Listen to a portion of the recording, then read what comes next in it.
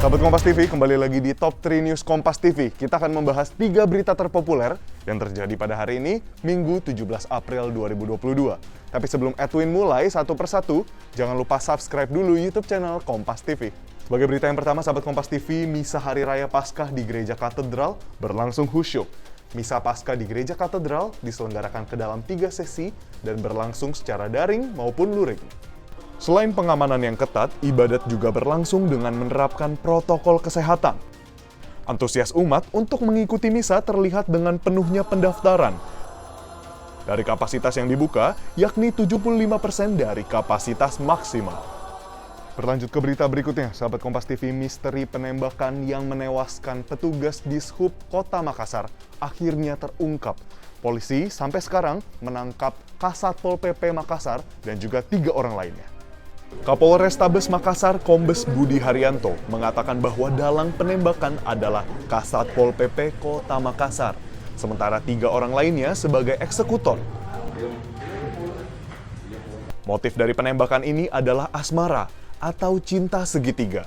Keempat pelaku dikenakan pasal 340 KUHP tentang pembunuhan berencana dengan ancaman hukuman seumur hidup.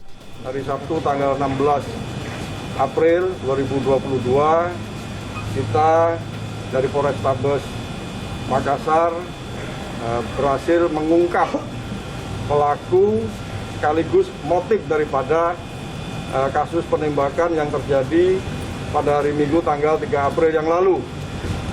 Adapun saksi yang sudah kita periksa sebanyak 20 orang dan 4 orang kita tetapkan sebagai tersangka.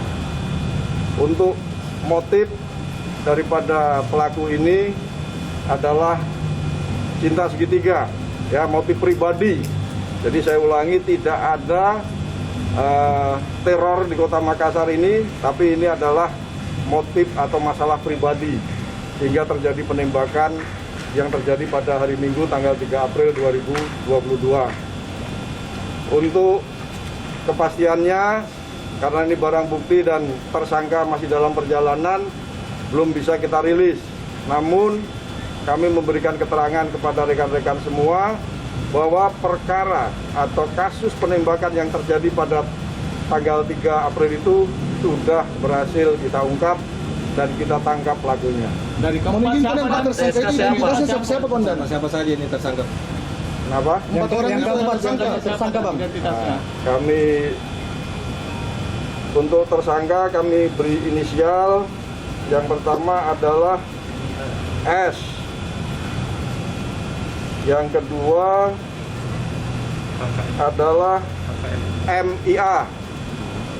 Yang ketiga HKM. Dan yang keempat adalah A. Keempatnya ini peranannya seperti apa dia, Pak? Nah, peranannya adalah eksekutor, penggambar, dan otak pelaku. Untuk pekerjaannya mereka ini kan mereka apakah ASN semua atau seperti bagaimana? Nanti untuk identitas lengkapnya, karena ini juga belum kita sampai pelaku di Polrestabes, kita akan rilis berikutnya. Senjata apinya saja, Bang, itu seperti apa? Senjata api jenis revolver.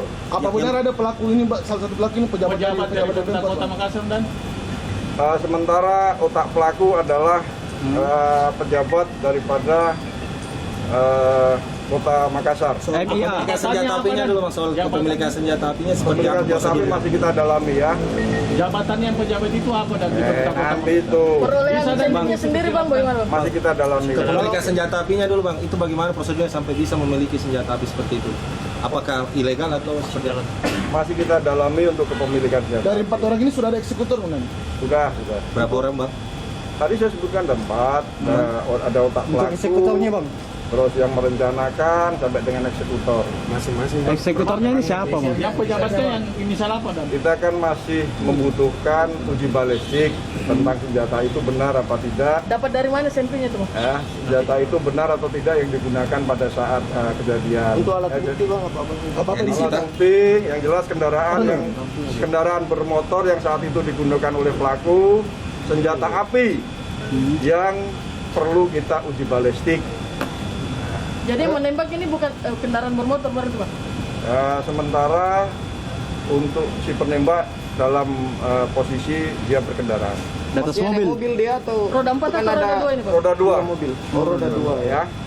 Jadi penembak roda 2? Ya, Bukan bayaran roda 4? memang atau Ada motif pembayaran ini, Kunan? Ada penembaknya? Bayaran ada. memang. Tapi kan saya bilang karena pelaku yang lain masih dalam perjalanan, kita mohon waktu untuk kita rilis lengkap. Yang terakhir diamankan ini siapa?